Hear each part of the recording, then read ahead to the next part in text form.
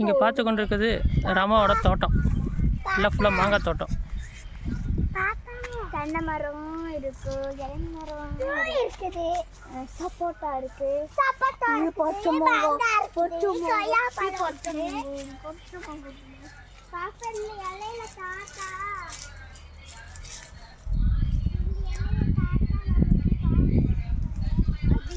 வாழை இலையில செஞ்சுருந்தாங்க பாம்பு. அந்த பாம்பு எப்பேச்சு அப்படியே பேச்சு பார்த்து பாம்பா கொஞ்சம் வந்து தொங்குது அப்படியே கிட்டி கிட்டியா.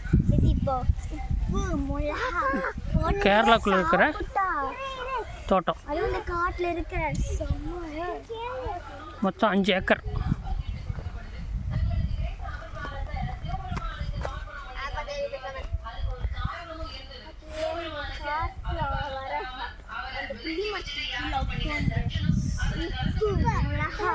மாங்காய் அறுத்து போட்டு